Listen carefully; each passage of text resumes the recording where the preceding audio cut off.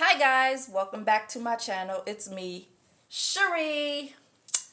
So, um, for today, I'm just gonna tell a story um, about my daughter's surgeries and what I had to go through. It was a lot.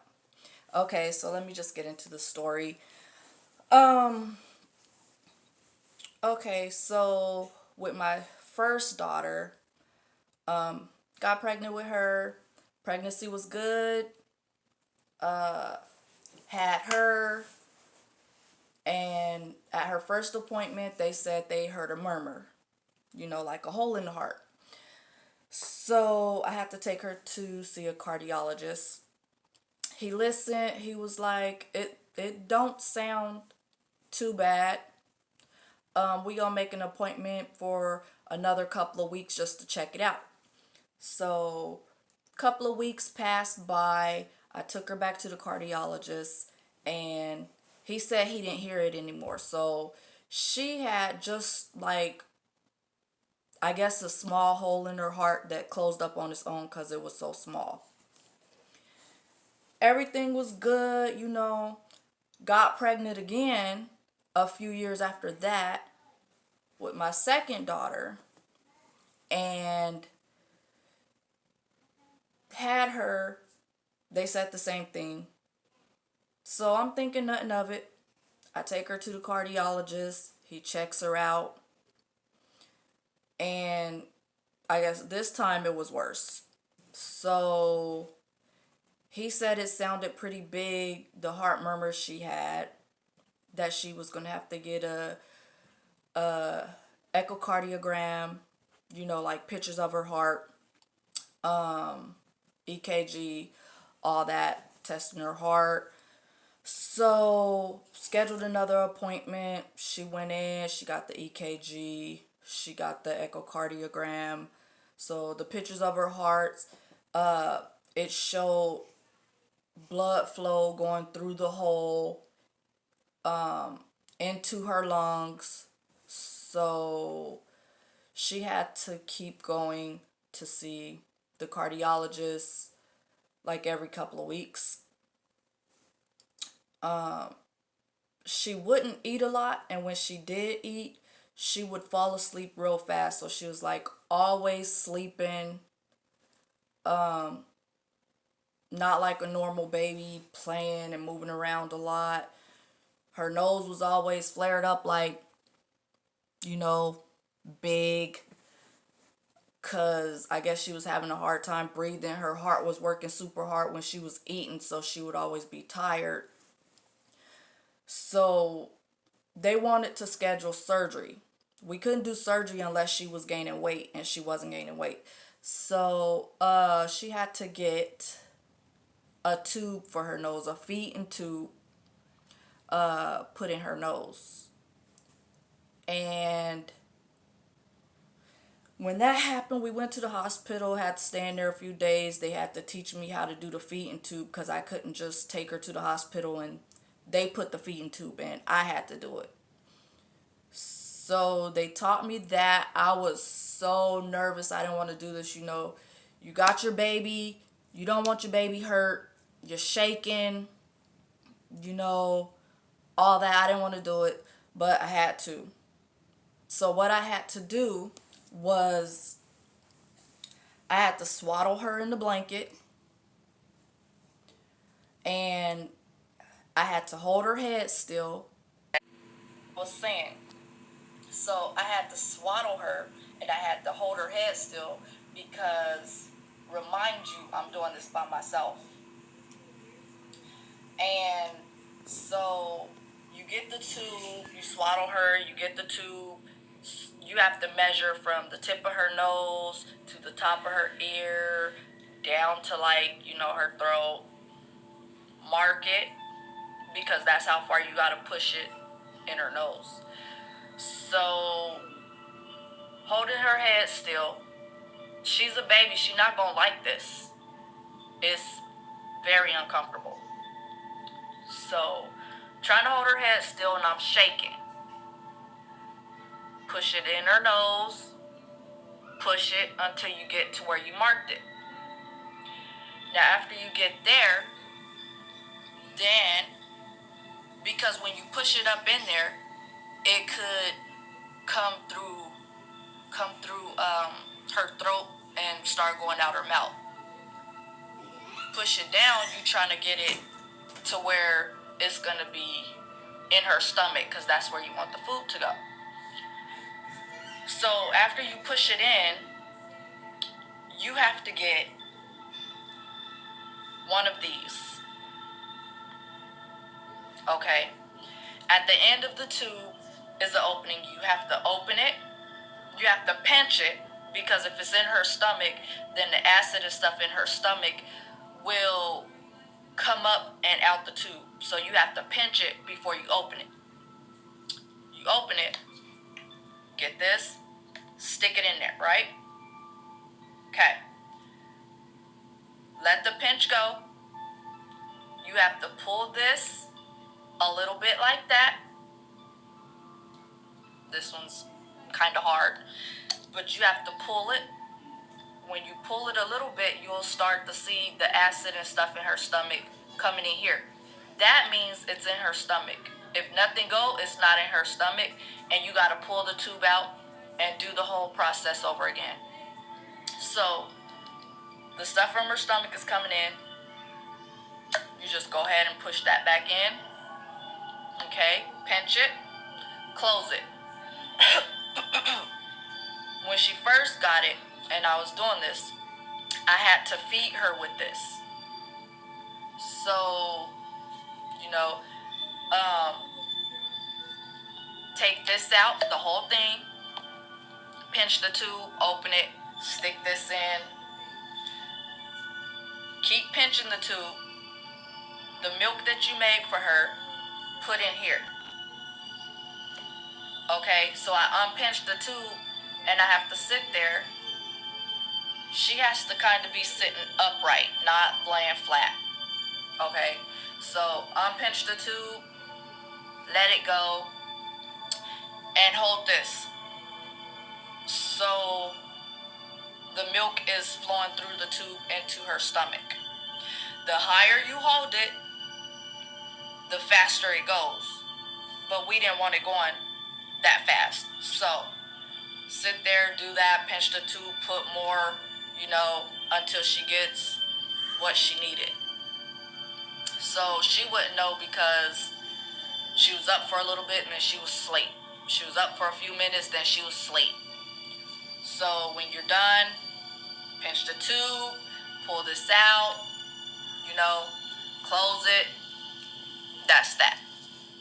Now the thing about this, the reason why I had to learn it so I could do it at home, was because, she's a baby, so she gonna be moving, stuff like that. Pulling it out, which means I gotta put it back in. The worst. I think I had to put it in 3 times in one day. So it was very difficult with the tube hanging and holding her, getting her dressed, all that. But that was that.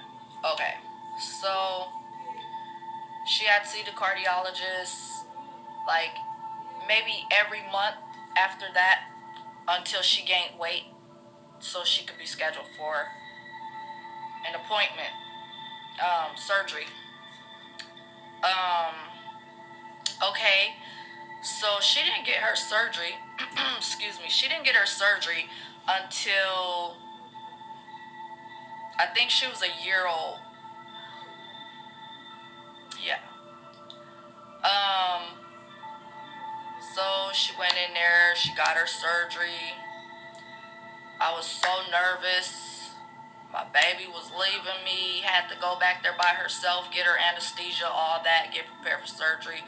I was so worried. I didn't eat. I didn't leave. I wanted to sit there.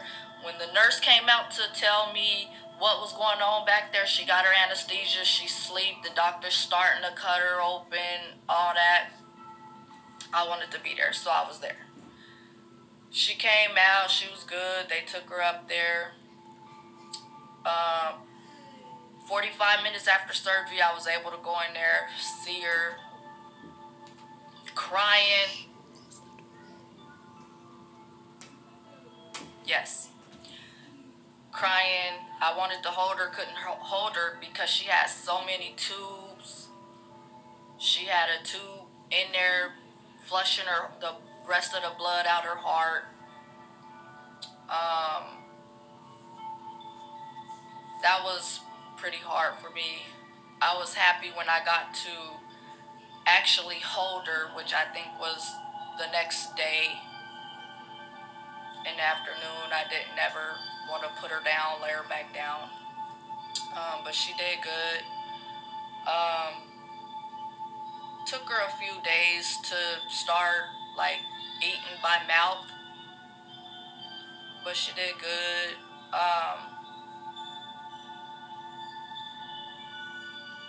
Yeah, she was in there for like a week before we got out, so she did pretty good. Um,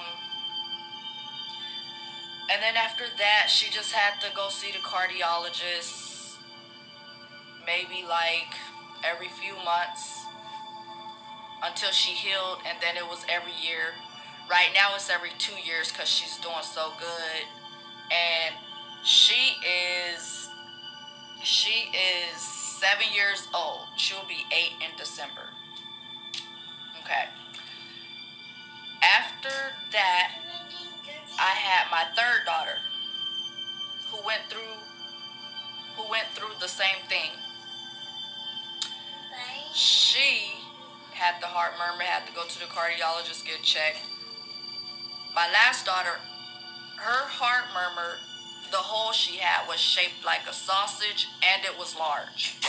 My third daughter, her hole was medium, and it was just like a circle, a medium circle, which she was going through kind of the same thing, but not as bad as my second daughter. So since she wasn't as bad, she was able to get her open heart surgery at 3 months. And so she went in there. And let me tell you, when I had to schedule her for surgery, the doctor, not the doctor, it was like one of the nurses, she told me, she was like, oh, well, since you've been through this already, this is no problem for you. No. I mean, I could have lost my last daughter. She could have died through surgery. I could lose this daughter. She going through surgery. This ain't no just, quick surgery. Oh, they'll be fine. That doctor had me heated. But my daughter, 3 months, she had her surgery. She was out in 3 days after surgery. We was able to go to church the next day after she got out of surgery. She was good. But yeah, she healed up pretty quickly, you know. Last daughter didn't get out till a week. This daughter didn't get out till 3 days. It was fine. She's doing good now. She's seeing the cardiologist every year. She didn't need a feeding tube or nothing like that. Yeah, this daughter, she is 4 right now. She will be 5 next month on the 12th. Starting school and everything this year. They both doing good. My last daughter with it, she likes gymnastics. She be doing all that back bends and cartwheels, and she be dancing. She dance better than I dance. She is just so active. And this daughter, she be trying to do cartwheels, She just be running around all crazy like a little boy. She be trying to fight with the boys. All that. I am so proud of them. They been through what they've been through. They had the open heart surgery. You know, open heart surgery, they gotta break the chest bone open to get to the heart and cut the heart open. That was so difficult for me, but I got through it. They got through it. They doing fine. They're good. And I am so thankful that God let them get through that. That was it. It's just, it's wonderful. Okay, well, that's my story for today. Their open heart surgery. So yeah, I hope you enjoyed my story. Don't forget to like and subscribe to my channel. We'll be waiting to see you in the next one. Peace.